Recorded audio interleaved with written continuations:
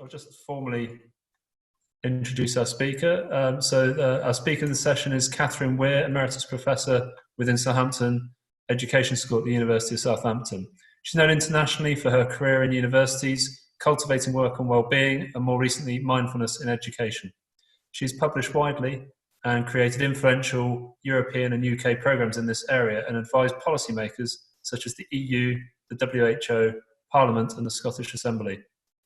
Katherine is currently leading work with Mind and Life Europe, an organisation set up by the Dalai Lama and leading neuroscientists to help bring together modern science and contemplative wisdom, heading up the growing community of contemplative education of experts and practitioners. With Adrian Bethune, she is co-lead for Education in the Mindfulness Initiative, set up by the all-party parliamentary group on mindfulness and wellbeing to develop evidence-based secular mindfulness across the UK. They have just published a strategy document for mindfulness in the UK. Katherine is also a qualified teacher of mindfulness, teaches MBSR to the public and to school staff, and is following the Committed Practitioner Programme at Bodie College with Stephen Batchelor. Following the Committed Practitioner Programme at Bodie College with Stephen Batchelor, is now a Dharma teacher at Sharpen Barn. She has also long been inspired by close contact with Plum Village and recently co-authored a best-selling book with Zen master Thich Nhat Hanh called Happy Teachers Change the World, which has been translated into 6 languages. When Katherine was a guest star on the Middle Way podcast last year, it was this book that she discussed with Barry. This afternoon at the Virtual Festival of the Middle Way, Katherine will be talking about education, mindfulness and the Middle Way. She'll talk for up to 40 minutes and then we'll have the remainder of the time for questions. If there's something you think of that you'd like to ask during the talk, please do type it into the chat box and I'll put them to Katherine at the end, or I'll more likely get you to ask by unmuting yourself. This session is being recorded for the benefit of those who can't view it live. If you ask a question and don't wish to be seen or heard in the recording, we can always remove you or make you anonymous when the video is edited. So, having done that introduction, I shall let Katherine continue with her talk. Thank you. Well, that's taken my hour, I think, so we can all go home now. Oh, we are all home. Hi, everyone. I'll let you begin. I think I'll share screen and we'll see what happens next. What's it done? Why has it done that? Share. Oh, that's right. You tick share. That's a strange thing. Okay, so can you see? I can't see me, which is a blessing, but can other people? Yeah. Yes, I can see the slide. It's all good. Yeah, so people can see me and I can't. That's, as far as I'm concerned, an ideal scenario. Okay, well, welcome. Thank you, everyone, for coming on a sunny afternoon when you could be in the garden. I'm going to be talking about education, mindfulness, and the middle way. And as I've sat here through these fascinating presentations, I've really got a great deal out of it, and it's really been helping me to develop my thinking, which of course with the impact on deciding that I want to change all my slides around at the last minute. So what follows may be a bit flying by the seat of my pants. I hope it's of value, and I will really try to not talk too long so that we've got time to have some questions. Okay. Now, why is it not going down? Oh, what's going on now, Jim? There we go. Right, what I thought, I made poor old Jim read out that tedious introduction, which is very kind of him. So I thought I'd just talk particularly today about what I've learned through all this busy work that might be of interest to you lot, really. And I think one of the first things I've learned with all this work, in which you can imagine you're terribly important if you're not careful, is humility. And that if we think we've invented something, we're rather likely to be deluded. And I love this quote, educating the mind without educating the heart is no education at all. And if we were live, I would ask you to indicate who you think said that. And people often say Goldman or the Dalai Lama or something. It was actually Aristotle, which just reminds us that there is nothing new under the sun, really. And that's, I found, a very helpful thought. The other thing I'm building on really is the truth of first-person experience. None of this would make sense if it didn't make sense to our children, to ourselves, in our classrooms. And I really like this whiteboard that some children wrote when they were asked, what kind of classroom helps me learn?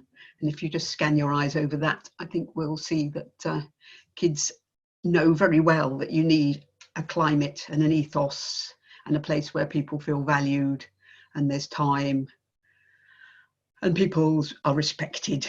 So I just found this a very helpful reminder that this is true, because it's true, really. And I particularly like peace at the end, which is getting bigger towards the end of the word, which is all rather lovely. So I think I'm a parent of 3 children, 3 adoptive children who had a lot of trauma in their early years. And all of what I'll be saying today, I think, has a resonance for me in terms of what kind of families we're trying to create and so on. Okay, what I've realised sitting here throughout the last couple of days is what I've been practicing all my life is the middle way. You might call it pragmatism, you might call it, I'm not sure about compromise, I gather that word's not quite right, but it's certainly about balances. And things like the law of unintended consequences, Sod's law, you think you've got it right and then it all goes pear-shaped again. The work I've done with Bodhi College and Stephen Batchelor has reminded me about, you know, close enemies and the shadows that haunt us all when we try and do one thing and how it can go wrong. So what I'm talking about in what follows is by no means certain, it's just the best that I could do at the time.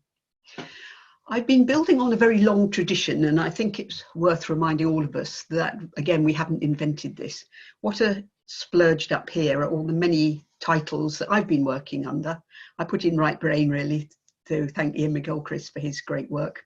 I haven't been working in that particular field, but just reminds us that if we're talking about something that's sometimes hard to encapsulate in one phrase, but something about holism or the whole person, the whole environment, the whole school, the whole university, mind, body, embodiment, spirit, that there is a lot of ways to capture that in all kinds of nouns. And in a way, the nouns don't matter. It's the principles behind it that have always interested me. But there is a lot to build on. So we haven't invented this in our, you know, in our recent work. It's always been around, and this is the kind of field I've been working in. Now, I guess I've been known particularly for developing a whole school approach where all the different parts of the school work together in a united way. And I will be saying firmly, I think, that we can't develop mindfulness in schools in isolation, that it has to be based on the entire school environment if we're going, and we need to get that right as the basis of this work. Because if you don't, you then have that problem of you're not practicing what you preach, you're not embodying it, and kids, as we know, have major built-in bullshit detectors. It's one where all these parts, and this is just I didn't create this diagram by the way, I just like it. And just if you scan your eyes over, you'll just remind yourself of how complex a school is and how many parts there are to try to get in a line. And it's worth remembering that if we don't do something that's coherent, that it's not going to work. There's been a lot of work around whole school approaches which really haven't worked very well at all because they haven't been well coordinated. And a whole school approach done badly is almost worse really than not done at all. And you know, I could say a lot more about that one, but it's certainly not the case that any old will do. So whatever we're doing that we want to make coherent, we need to actually put effort into starting where people are, having a clear plan, evaluating and so on. If not, we get the kind of kitchen sink that's there on the left. Now, I was involved in a major project called Social and Emotional Aspects of Learning back when there was a Labour government who was keen on these things. And it was really trying to implement this whole school approach right across primary and secondary schools. And it was going extremely well at the time, but it was still in its early days. So a major piece of advice I would give to all of us is the following: beware the premature randomised control trial, because it was subjected when it was only 2 years old to a randomised control trial for political reasons. And we haven't talked too much about politics in this forum, but I think it is so influential over everything we're trying to do, and was shown, not surprisingly, not to yet be making a massive difference after only 2 years. And I wound up having a horrible time on the Today programme, being roasted by people like John Humphreys. But why have we wasted 60 million quid on this? So we have to be very careful when we're looking at evidence that you really can't evaluate things too early. And it was a real shame, and it set the whole field back by about 15 years. And we're kind of now irritatingly reinventing all of that whole school approach. And I was asked more recently to bring together a lot of all the work I've been doing all my life really into a framework on what works in promoting well-being for the National Children's Bureau, and this has actually been very influential. Somebody was talking about Wales yesterday, and I know they've been using this. And I have got a very complex diagram on all this, but you wouldn't want to see that this afternoon. But just to briefly run through what are the key elements. And something I'd like to make really clear is we need to get this core right, the purple bit in the middle here, the climate and the ethos of a school or a university or a family. And if you get that right, then the detail flows from there. And if you don't get that right, it really doesn't work at all. And I think we can see there is a core role for mindfulness, for the kind of work that we believe in, kindness, compassion, and so on. I'll say a little more about that later. Mindfulness also pops up in the curriculum. The whole field of social emotional learning is a very vibrant one. But it needs to flow right across all these core elements of engaging students, working with parents, targeting those with mental health difficulties, and right into the very foundations of what makes an effective school and an approach to well-being, which is looking after the staff and building their capacity. Because if we don't do that, we can see that with the NHS at the moment and the virus, that if we don't look after the people in the front line, we have no effective school at all. And the whole school approach includes things like, as I've said, like policies and practice. So it's quite a complex picture. There's no one simple thing. It's not a band-aid. I'm very worried about approaches that treat mindfulness or any other approach like it's a kind of elastoplast that you just shove on over a wound and it'll all work. Okay, so moving on. Now, as you may or may not know, there are actually quite a lot of mindfulness programs going on in schools at the moment, and I'm assuming that not everyone knows that. And I'm talking here about mainstream schools, not just, you know, the lovely Steiner schools and the Buddhist school in Brighton and so on. I'm talking about mainstream schools, really. A major program called the Mindfulness in Schools project is reaching thousands of children at the moment across the UK. Mind Up curriculum combines mindfulness with social emotional learning and also neuroscience. Mind with Heart, a lovely compassion-based program, and two others, Youth Mindfulness, which is a more contemplative approach emanating from Scotland, and one I'll say a little more about, which is the Plum Village approach that I've been particularly involved in lately. So there's a lot of it around, basically, in the UK and, of course, across the world. There are programs, and programs do have a role. Now, more recently, I was involved in something that was mentioned yesterday, developing policy at parliamentary level, and I was quite influential over the part in this policy around education. This is 5 years back now, where a group of us got together to influence Parliament and some of us introduced this to MPs and so on, to try to get mindfulness right into the core of UK policy. And one of the things I did there was to review the very useful and growing evidence base on outcomes. Now, outcomes is often the word we don't much like in the kind of field we're in, but I do think they have a role. And we can see here how mindfulness publications have been going through the roof lately. And I did two major reviews, one on young people and one on school staff, and they're on the web, and happy to send them to anyone who likes to find them. And what I found quite cheeringly is that there'd been 8 reviews and meta-analysis, 3 systematic reviews, 5 meta-analysis, and apologies to anyone who doesn't understand these daft words, but anyway, I won't slow down and unpack them. There's 43 studies at the time of 35 programs. So those are the reviews. So there's a lot of evidence there, or well, not a lot, I misspoke there. There's emerging evidence. And they all 8 reviews came to cautiously positive conclusions, that they found statistical effects that were either small to medium across a wide range of outcomes for students and staff, and that's very important, that staff are core to this work. Impacts on particularly psychosocial well-being, depression, anxiety, and so on, mirroring the work with adults, but also learning, behaviour, performance, I hate that word, I'm sure we all do, but basically things that schools might count, and physical health. No evidence of adverse effects when it was well taught, which is cheering to those who are worried about this is a dangerous thing to do, and acceptable, popular. And that's a nice little quote from one young person. just this relief of worry was one of the things that mentioned quite often. So so this work is reasonably well evidenced and going down well in educational contexts.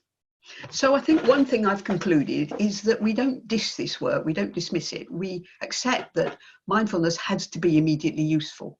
And the Mindfulness in Schools website goes up front on that. A toolkit of practices, a valuable life skill to feel calmer and more fulfilled, get on better with others, concentrate, manage stress and anxiety, to perform well. And I think that's often where schools and universities are starting from. You know, why am I spending money on this? What's the point? And we need to accept that and get it right.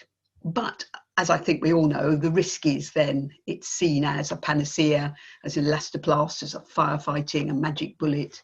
It can turn into mindfulness, or theoretically at least, asking people to accept the unacceptable. So I rather fond of this image of what perhaps we're really hoping for mindfulness in schools, that it become a Trojan mole, sort of slightly mixed metaphor here, but getting into a school and doing its magic, you know, that get the process in there and watch the situation shift just by mindfulness itself, not just the practice, of course, but the attitudes of kindness, curiosity, compassion, and so on. So if, for example, I'm just going to splurge up a quick slide here on all the impacts on school staff that have been found from the empirical literature. And it ranges right across things that schools would be very happy about, you know, less stress, burnout, better physical health, to things that I think all of us would be really pleased to see there. Working more mindfully, attuning to young people, building good relationships, modeling, embodying mindfulness for others, and developing a sense of presence in school and in the classroom and for ourselves and other young people. So being authentically present. So there's to me, no conflict between the kind of outcomes that you measure on a randomised control trial and what we may think is a lot more deep and authentic mindfulness. They work together. I don't think there's any kind of argument there, really. But if we go more down the Trojan mole analogy, what are we actually hoping, perhaps, that mindfulness might do? And I've, as you know, been working with Plum Village monastic community, and particularly honoured to have co-written a book with Thich Nhat Hanh. And I really like his summary of what's the point, really. Not just to transmit knowledge, but to form human beings, a worthy, beautiful human race to take care of each other and our precious planet. To me, that's really what the goal of all this is. And particularly indebted to his lovely idea that it's not just a toolkit. It's not just an instrument, it's a path. It's not a means to an end. It's actually about arriving there now. It's the path of happiness in the here and now. And education spends so much time moving forward, talking about jobs and futures and careers. And of course, you know, what are we going to do about climate change? How are we going to change the world? All important things, but let's also know that this will only be effective if we make schools a place of joy and happiness and creativity right now. And I did like what Ian McGilchrist was saying about that this morning. So I would say I was very privileged to write this book with the Plum Village community and Thich Nhat Hanh. And I'll just share a few key insights we had, really. One is that this work always starts with ourselves. The way out is in. We can't do this to other people to fix them. People in schools always go to a curricula as the way forward, whereas actually it's about developing staff with their own capacity and their own mindfulness in order to embody this work. And if you get that bit right, then so much flows from that. I've mentioned this point already, education could be a joy right now. If we allow ourselves to be fully human, and things like compassion and understanding are core to this work. It's not just teaching kids to follow their breath and meditate, that's important, but why? To really understand ourselves and bring kindness and compassion. But in all of this, fix it and striving so much get in the way for all of us. I was sat here before this presentation, busily moving my slides around. I like Stephen Batchelor's comment that he realised he's part of the world that's creating the difficulties when he sat at home and got calmer and more present. we all of us, if we're not careful, fix it and strive and try to change things without just allowing the process to work. And it is about fundamentally being present in the world, cultivating authentic presence, not just busy lesson plans. And it takes time. One of the people who wrote some testimony for the book said that it took 15 years for her school to become really a place where these kind of attitudes really permeate. So it's not going to happen overnight. Just to say a little bit about the book, which might interest people, that a good half of it is actually testimony from the teachers themselves, who didn't go on a program, they weren't given a curriculum, they didn't have a plastic box to go away with. They came on retreats that Thich Nhat Hanh and the monastic community and the lay community ran, and went back and worked this out for themselves. And I think that's an interesting alternative to always having to organise things as a program. I was struck by Ian's comment that, you know, it can become brainwashing and just, you know, working by rote if we're not careful. So there is a lot to be said for helping people to develop their own principles in all of this, and that's, I think it's a very rich resource on that. Okay, so here's a quote, and I know Yvonne's actually listening because I've just seen her come up, so there she is. Being fully present is the core, and this is a lovely quote from one of our contributors. Just perhaps if you take a moment to read that. I think it's a really good antidote to all this fixing and striving we try to do, developing programs and so on, just to remind us of why we're doing it. Now, more recently, as it was mentioned, I've been trying to develop the community of contemplative education, which was set up by Mind and Life Europe, which was originally set up by the Dalai Lama and some neuroscientists, Francesco Varela, Daniel Goleman and others. And here's a picture of us all. In our first inaugural meeting, we went on it was in Rotterdam, and we had a lovely evening on a boat. Now, the folks there represent some of the key players around what Mind and Life call contemplative education. It's a similar kind of, I'll say a little more in a moment about what that means, but it basically includes mindfulness. And since then, we've been developing a website, a community, a resource, a network of people who engage in this work right across Europe, partly to balance the very American-centric way that a lot of this work has developed, to try to say, well, there's valuable work happening right across Europe. And we've been doing some interesting stuff that you might like to go and look on our website about. And most recently, and this really is hot off the press, we've been developing a strategy for mindfulness and education. Adrian Bethune and I, invited by the Mindfulness Initiative, the parliamentary group, did a consultation across 30 people who are at the heart of mindfulness in education in the UK, and we've developed a strategy on what needs to happen next, and you'll find that on the Mindfulness Initiative website. And I'm going to end here, and so plenty of time for questions, I hope, with trying to show you a slightly complex diagram, which I hope might really summarise where we've got to in our thinking about what do we mean by mindfulness and contemplative-based education. Well, again, it has to have a core. And when we're saying, well, what is mindfulness-based education? We say, well, what isn't it? If you're not careful, it becomes everything and the kitchen sink. So what we're essentially talking about here is mindfulness in the sense of kindness, curiosity, being present, being fully alive, all the basic definitions of mindfulness. Partly through meditation, that's an important part of this, of course, but basically all kinds of practice. Mindfulness permeates all our lives. So, you know, it can permeate the school day, it can permeate the way we conduct ourselves. And of course, it's also an attitude as well as a practice. There's a whole field that unfortunately I don't have time to go into, called contemplative pedagogy, particularly in higher education, which sees mindfulness as education, not just in education, where you bring reflection and critical awareness to the very business of teaching and learning. And I'm sure many who are involved in the middle way will recognise that. Not much of that in schools so much at the moment.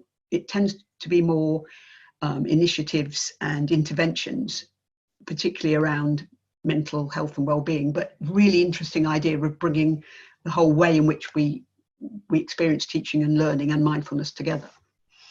Of course, areas like self-understanding, that's what this is about. And I was struck by the first presentation at the beginning of this whole area, that this is essentially about self-understanding, reflection. The whole field of compassion in education is growing remarkably. Connected, of course, with the body. You know, if we're not careful, this is very neck up. So it's about embodiment and presence. And really important, it's not value free. It's about ethics. It's about why we're doing this at all. So that's what we see as the core of what mindfulness is about. And as you can see, I think it's quite a complex picture, really. Nothing sort of simplistic about that. But it is immediately connected with all of the other aspects of the whole school, whole university approach I was talking about earlier. It needs to be at the heart of the ethos and the heart of a holistic, joined up approach.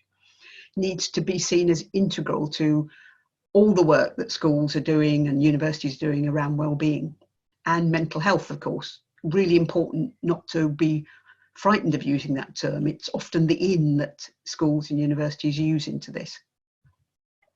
It's also about embedding this work right across the curriculum, as well as teaching it as a discrete subject, and that is starting to develop now.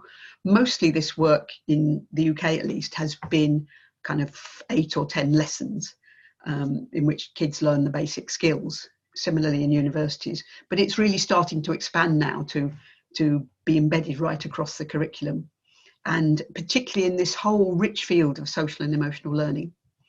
And vitally in staff development, so that staff themselves get the benefits of this work.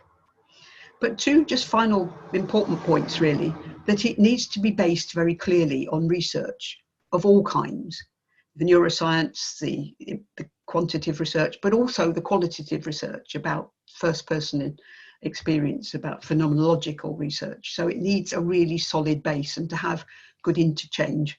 And that was this morning when I was talking to Ian about the need to base this work in research organisations like universities as well as in schools. It needs to be solid, it needs to be thoughtful and analytical. And last but not least, this is not value free. We need to be thinking about the role of mindfulness in educational transformation. You know, what kind of schools do we need for the future? I think many of us feel that education at the moment is not stepping up to the plate in terms of the real challenges that there are out there. The climate crisis, polarization of society, hate speech, post-truth, the whole bit one could talk about. Is education really trailing behind and still preparing us all for a world that no longer exists? How do we help transform education?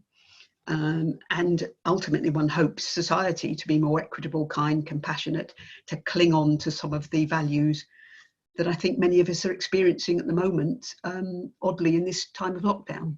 There's a big debate, how are we going to hang on to the good stuff here? And mindfulness really does need to be at the heart of this, permeating these kind of discussions.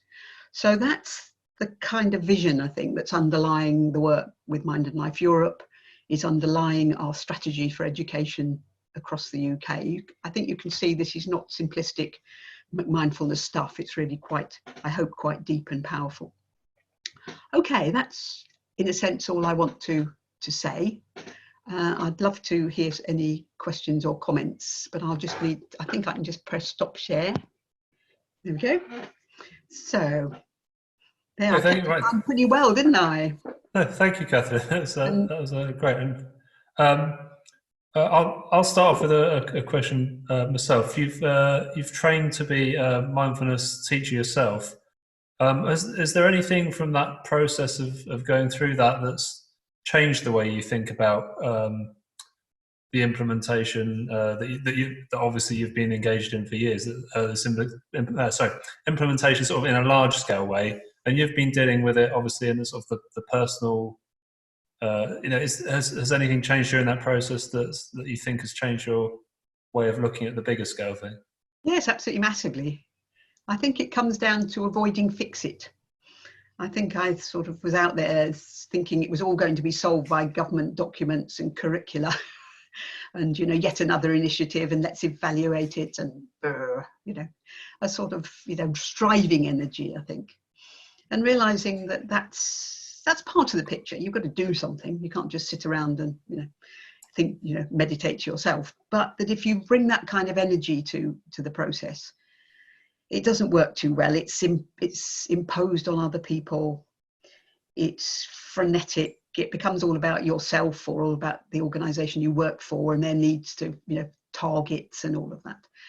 You've just got to chill, really, and let the thing take time, let other people have a sense of ownership, know that they won't do it like you thought they should, but really that's not the point. So I think, it's really made me quite amused and laid back about the notion of, the best laid plans of mice and men go awry. So hugely, really. Okay, thank you. There's a question from Robin's asked a question in the chat. Robin, if you want to unmute yourself and put your question directly to Katherine, that's probably the best thing. Hi, Katherine. I was at a large secondary school a few years back, and I set up with another colleague. I set up and ran a mindfulness group for teachers to learn about their own practice and sort of taking that into their teaching, but also to embed some mindfulness practices that they could kind of pepper their lessons with. But it was a big school, but it was met with sort of some mild interest, a real core group of people who were really interested, and then there was some resistance and I felt like there was quite a lot of sort of dismissing the whole process. I wondered if you had any sort of tips for as and when I'm involved in that sort of thing again. Yeah, well, that's interesting, because when we got 500 pieces of testimony for the book with Thich Nhat Hanh from people who were trying to do this, and what you're saying was extremely common. And what I think all of us realised is that we can't fix all the people all the time. That perhaps the school's not ready, perhaps it's not going to go down well, and it comes back all the time, really, to one's own practice. Quite a lot of people said that they found it more helpful to be mindful than they did to kind of proselytise this with their colleagues, and including the bit where it doesn't work out, and you just kind of get laid back about it and say, well, what have I learned from this? What have I learned about my own striving? Yeah. And ironically, sometimes the less people tried to teach this and to push this, the more likely they were to actually be effective. If we measure effect by other people taking it up. But sometimes they realised what they had to do was to drop that sense that there was some kind of failure, if that makes any sense. Yeah, so, I looked at it as kind of, okay, well, some of these people, they're resistant to it. They're kind of not my customer in a way. And other people, I guess I'm trying to think about how could I increase, those people who might or might not, how could I make it more appealing to them, those people? Well, I've had some experience myself of doing this. I've been teaching at my local academy. And what I discovered, if it's any help, is it has to be seen as really relevant. It has to be very quick. You have to teach people the kind of practices that they can use immediately. And that for many people, I've stopped sort of doing 40-minute body scans with exhausted teachers at 4:45. Whatever John Kabat-Zinn thinks, that's not a good idea. They just sleep. But things like the mindful pause, things like 3-minute breathing space, a pause, building it in, and saying, and what was the impact of just pausing for a moment and see how were things different. Now people really get a lot from that. The apps actually is something that people have really found useful. Quite a lot of the teachers signed up to Headspace and Calm and things. So I've got much less snotty about apps nowadays than I was. I think you have to start where people are and give it time. But things, if you can, like getting a once a week sitting group at lunchtime or something like that. Yeah, that's what we did. It was a small group, and we did a short kind of mindfulness practice at the start, and then we'd have a discussion around it as issue, and then we'd talk about what sorts of things they could drop into their lessons. So that, it's not easy. And it's not easy. You do start things, I mean, I contacted the school I'm working at and said, how's it going? And they were all so overwhelmed by worrying about the virus and the, you know, that they said, oh, we haven't got time for that now. And I thought, well, it's so ironic because, of course, it would be helpful. But I can think that. They'll probably think that too. You just have to kind of let go of too much driving, I think. I don't know if is that the helpful? Yeah, that's helpful. Yeah, thank you. But there's no magic bullet. No. Thank you. Okay, thanks for that, Robin. Peter Morgan, would you like to unmute and ask your question of Katherine? Hello. Very interesting presentation. I wish these initiatives had been around when I was teaching. Increasingly today, you're not dealing with singular educational authorities, but schools one by one, often backed by various disparate organisations, including evangelical churches. I taught in a large boys' county comprehensive school, but a number of my colleagues there were members of the local evangelical church, and I can see them seeing this as the slippery slope into Buddhism. I understand there's been some problem with this in the USA. I remember back in the 1980s attending a presentation organised by the union on the benefits then of transcendental meditation in the classroom. And I remember then we regarded this as a dangerous sect which we should avoid at all costs. Any problems? It is, yes. I think you've hit a key issue. In the strategy that we're developing for the UK, we emphasise very strongly that mindfulness is a human trait. You know, it's something that precedes, religion. We're not trying to dismiss the value of the work that various religions, including Christianity as well as Buddhism and so on, have to bring to cultivating this. You don't want to throw out the baby with the bathwater, but you say, well, but we're saying, well, it's effective in that context because it makes sense to real people. As people always say, the Buddha wasn't a Buddhist. And so he found stuff that worked for him, and hit on some things that were valuable to him at the time, and many of which have resonance now, which doesn't make them a religion. It just makes them something that's helpful to people. But you do have to be really careful to emphasize this human trait, that it's something that it transcends any particular religion, that it's helpful, right now in the here and now with ordinary issues like stress, overwhelm, burnout. You present it that way and let people come to it in whatever way they will. Let the process do the work. I would imagine there is a situation now. I mean, the sort of pressure which drove me out of teaching at the end of the 1990s, both in terms of the staff and also part of the problem is the pressure under which the pupils are now under. I would imagine it's now a situation of something, anything, help. Yes, you do. And I found when I was teaching the staff at my local secondary school that some of that was actually a problem right at the beginning. They expected it to be an elastoblast. They expected to spend 1 week, 1 hour session with me learning a bit of feet on floor, a bit of breathing, a bit of presence, and somehow would all be solved. And you really do need to help people to let go of the idea that this is going to solve everything overnight, and to be with, some of the time you're just being with your own frustrations and difficulties. But when you take that attitude of giving space to those thoughts and feelings, something transforms. You can't fix it, but you can have a slightly different relationship with that. But it's a process, and it's not for everyone. That's the other thing. People do drop out of these courses because it doesn't make sense to them. But people who hang in there do find that the stress they're under can soften. Having said that, it also gives quite a lot of people a courage to stick teaching and go and do something else.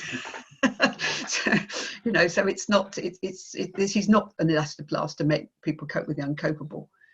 I'm very keen on the idea that mindfulness can help you see your situation more clearly, work out what can be changed about it, what can't, and if it is seriously unbearable, to have the courage to say, I don't need to be doing this.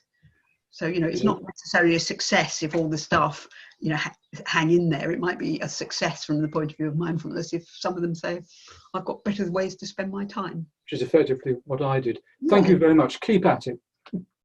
Okay. Okay, thank you, Peter. Susan, it says Susan's iPad, but I'm guessing that's your device rather than your surname. Susan, if possible, could you unmute and ask, sort of elaborate on your question that you've put in the chat?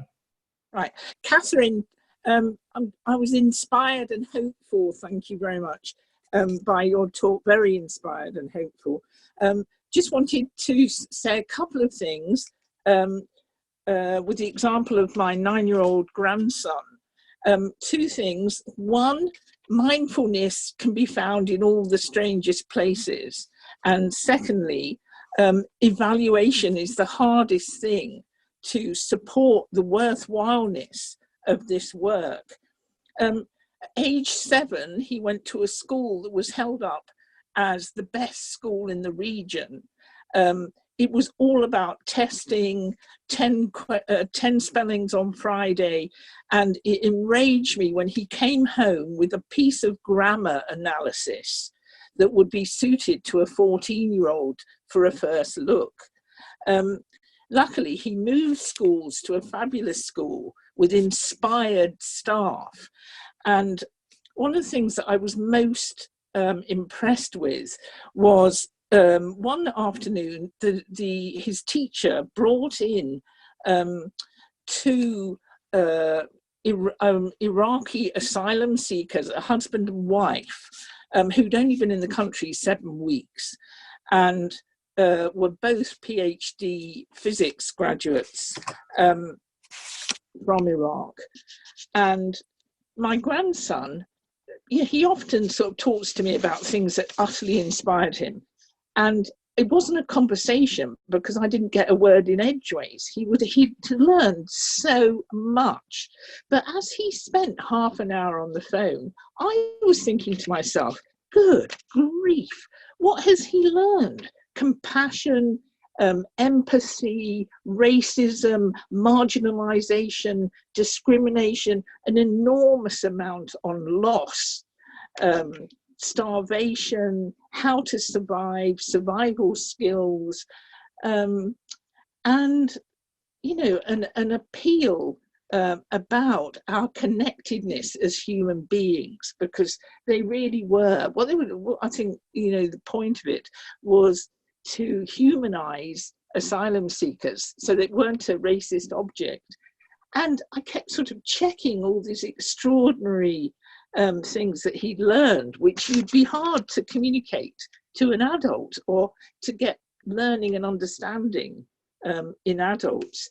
And I thought, how sad that I can't send a checklist of all this learning back to the teacher so that he can sort of wave it at the education authorities and look at the powerfulness of sort of inspired ideas in education. And for me, it's how we evaluate and what we value, because the other school only valued results and testing, and really they only valued the academic type personality and did nothing, to support the human being, the building the human being that you talked about. Just wondered, how can we participate? I was thinking, teacher training students going in sometimes and doing the evaluation that I was doing on the phone. Sorry, that was a bit long. Well, yes, I mean, the issue about well-being versus attainment, it's often seen, and I was part of a group that put together an evidence base for head teachers to show that well-being and attainment go together. I think that's an important one. So I think you middle way and so on. We don't want to create this false dichotomy. You can well-being to me includes learning, being the best you can be at your learning, but it also includes social emotional well-being, empathy, kindness. I think this dualism we've got, that it's one and the other. That was why I put that slide up right at the beginning, where kids were asked what kind of classrooms help us learn. It wasn't what kind of classrooms do you feel happy in and then you learn. It was what helps you learn. So I think we draw on the evidence that people don't learn when they're stressed out, that the cerebral cortex shuts down.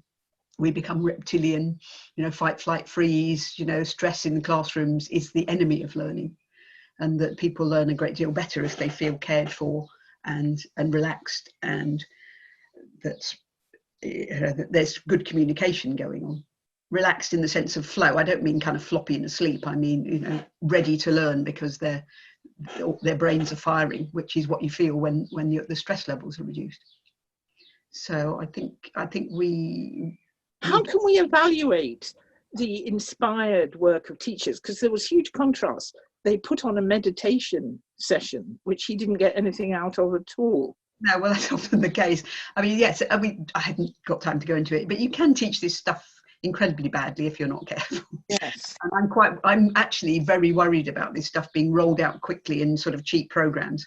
The number of things that have come to Adrian and I running the the policy work that we're doing, of all kinds of programs announcing their mindfulness, and when you look at them, they're not mindfulness at all. Yeah. Very good, but it's a bandwagon that everyone's jumping onto. So it's well, I mean, how do you evaluate that? Do you mean how do you value it?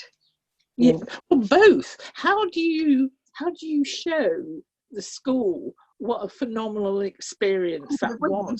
You might, for example, have written to them. You might have said to them, "Can I record this?" You might have written a letter of appreciation to the teacher and said, "I really, he's got such a lot out of this." Schools often don't hear back from parents or grandparents when things went well, and they often believe that the only thing that families value is whether their kids get their 5 A to C's or not. So I think just being appreciative, perhaps, right, and just making it, but there really is not a conflict between well-being and attainment. They are not in conflict. It's a false dichotomy that schools come up with. Ofsted is slightly softening on that at the moment, not nearly enough, but they have slightly improved their criteria, and that's a bit something we can work with, I think. Excellent, thank you.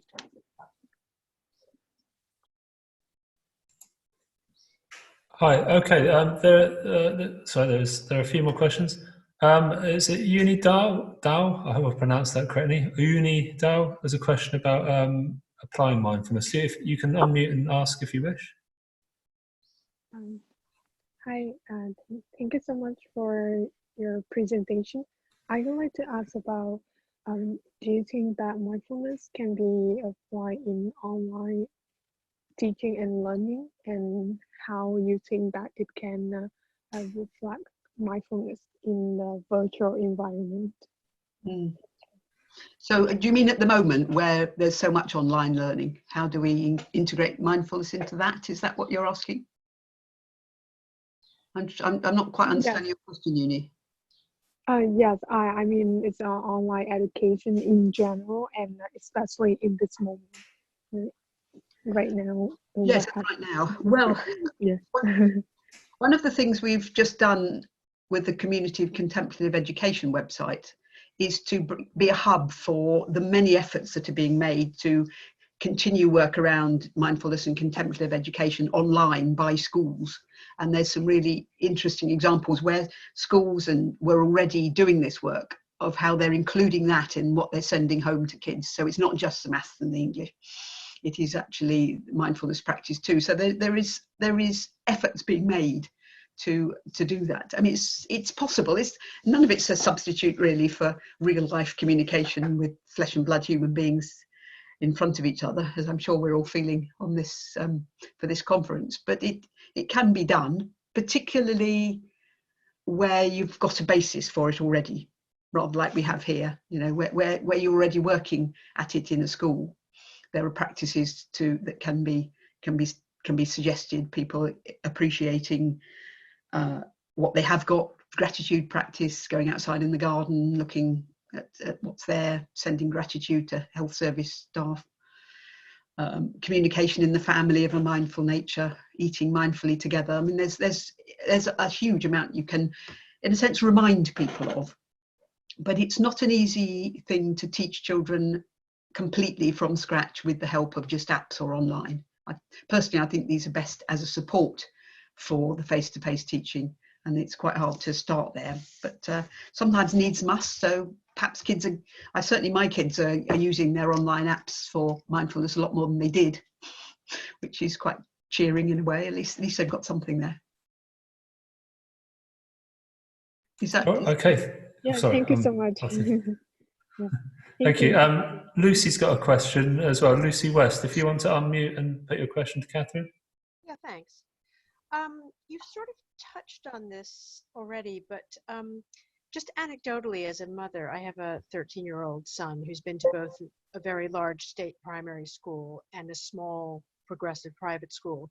And at both, I've always despaired when he's been taught PHSE in such a way that, you know, like the most important subjects as I see them, Sure. you know, sex education, relationships, I'm sure you know where I'm going with this, Mm. are kind of half-heartedly taught by the staff, a low priority, a soft option, and then derided by the children and kind of giggle, you know, it's lost. Yeah.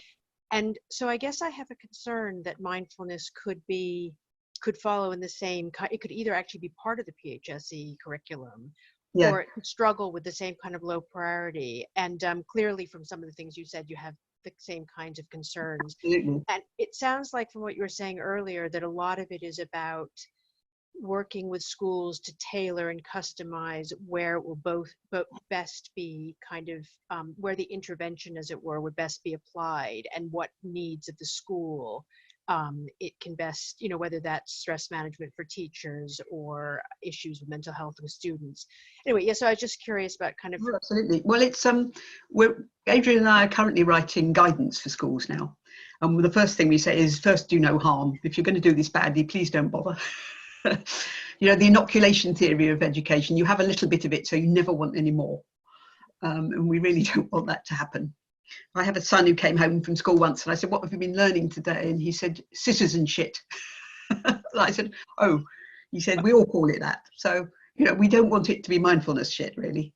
But I think the key cornerstone of that I alluded to is the staff themselves working on their own mindfulness, taking it seriously, spending all the good programs that I put up on my slide, you know, mindfulness in schools, youth mindfulness and so on, insist that teachers go on an 8-week course and have at least 6 months practice before they start teaching this. And I'm really worried about the government's efforts to kind of roll it out quickly, you know, to put in cheap programs that just depend on a teacher pressing a button on an animation or reading out something. You know, it says here, you know, feet on the floor, breathing, whatever. It's a real turn off, and it would be much better if they didn't do it. So we're really campaigning for what we're calling kind of authentic mindfulness in schools, which is slow, steady, based on well-educated teachers who have their own practice. And that's where, so it's not about going in there with curricula, it's about starting with the staff. And that's really an absolute cornerstone of the policy we're suggesting. Is that great? Yeah. Thank you. But you know, no guarantee, you know, we're not the mindfulness police, and it may not happen. And certainly government, when they wanted to roll this out, rather than going with some bids from well-resourced consortia who knew what they were doing, went for the cheapest one they could find. You know, so a lot of what I say, what passes over my desk as mindfulness, makes me weep. So we just have to do our best, really.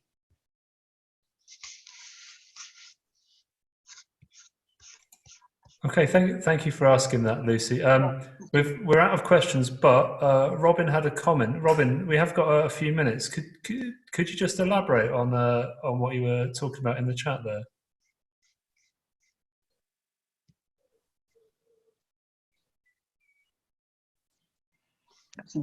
Perhaps he's gone home. If he's still with us. Yes. Sorry, Robin, are you still with us? He needs to unmute, I think. Hi. Oh, okay. Yes, I took part in a course called Anger Management a few years ago, and it was Elizabeth Morris, who I think you might know from SEAL, the development of SEAL, and she called it that, and it kind of rubbed with me, and I thought it was funny because it was an old-fashioned term, and I've been working running a behaviour intervention, and when we arrived, her kind of opening speech was that we are going. It's old-fashioned, this term. We are going to be looking at how you manage your behaviour as professionals. And there was kind of some people laughed in the room, and other people kind of went, "Oh my goodness, I can't. What's this?" And so it just kind of reminded me of what you were saying. It comes from you as the practitioner. Yeah. Yeah, it's a ghastly phrase, like behaviour management, isn't it? Yeah. Yes. Yeah. You know, but, yeah, I've kind of learned not to worry too much about language. If it gets people, if it gets funding and gets people through the door, you can, you know. Yeah, she actually said it was to kind of attract people onto the course, and then she could talk about what she was Yeah, going to talk about. it may have been the funders wanted that. So, but Just yeah, a little comment, yeah. yeah. I think there was another question, Jim. I think somebody had. Yes, one's appeared. Yes, from Claire. So Claire, do you want to ask your question? Yeah, it's kind of maybe a bit vague, but I've just kind of completing my NQT training. Sorry, my teacher training. So I would hopefully be in NQT in September. But I just wondered what advice you had, and interesting to hear about you talking about this 8-week course. Yes. That teachers could potentially sign up to. How would I go about that if I got a job in September, you know, in a new school? And well, my advice would definitely be to look after yourself. You know, use mindfulness for your own well-being, for your own stress reduction first. Don't worry about teaching it to kids, because if you emanate it yourself, then they will benefit. Yeah, most places there are 8-week courses. There's even one online, which is quite helpful now. Headspace do one. There's a lot around. I can put this on my slides if you like. But you will find 8-week courses. I think, without plugging it, I think you might find the book that I did useful, because that is absolutely aimed at teachers themselves and how to manage, you know, their own mindfulness for their own benefit is the absolute core starting point of all of that. So I think you might find that useful. But yeah, one of the things we're recommending in our policy is that all teachers, new teachers, be paid for to go on an 8-week mindfulness course for themselves. So we hope we might get that across, although it's probably low priority at the moment, but that's certainly there. It's money well invested, but make sure that the teacher who teaches it is on the list of UK mindfulness teachers, because any old will not do. You'll find that online. okay, thank you very much. That sounds brilliant. Good luck, Claire. Thank you. Yeah, I've certainly heard of from a colleague who wasn't a teacher but was like sort of a school counsellor.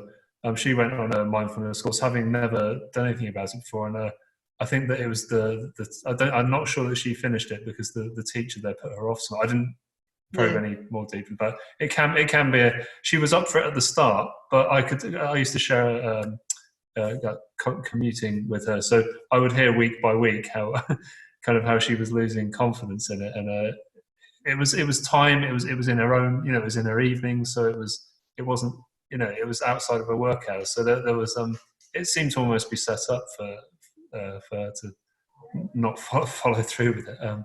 But yeah, no. So yeah, unfortunately, you do hear the bad stories as well. Yes. Well, I found when I taught it at my local academy, you know, in theory they were getting there at 3:30 and leaving at 5. In practice, they rolled up at 4:45. And you know, started getting twitchy at 5 to 5, you know, and things necessarily got quite short. I really had to adapt quickly, you know, on my feet and make sure it was absolutely practical and helpful. It's not easy. You know, we started with 12 people. We only lost one, which I thought was good, but you're always going to lose the odd person who's just circumstances change. But it's not always well taught, as you know, and if the teacher's no good, but don't give up on mindfulness. Just trust the teaching is not the teacher and find someone else. Right. Okay. Well, that's absolutely perfectly timed. It's 4 p.m. Thank you very much, Katherine, for the speech and then handling all the questions, and thank you to everyone for joining in and asking. Yeah, this is a slightly smaller session than the two I've chaired before, and the questions there were absolutely pouring in. So no, it's good that, you know, once we get talking, things, you know, obviously things come up, and it's been really interesting to hear sort of a diverse range as well of people's perspectives. Okay, right. There are other sessions later on. Please consult your program if you've still got the stamina to keep going, and one way or another, maybe I'll see you at the closing words of Robert, or at one of the other sessions. So thank you all for coming along, and especially thank you to Katherine for leading. Thank you. Lots of nice little thank you messages popping up, so thank you. That's good, yeah. I won't terminate them just yet. No, you can join them. Thank you, Catherine. Okay, bye. Thank you. Have a good week.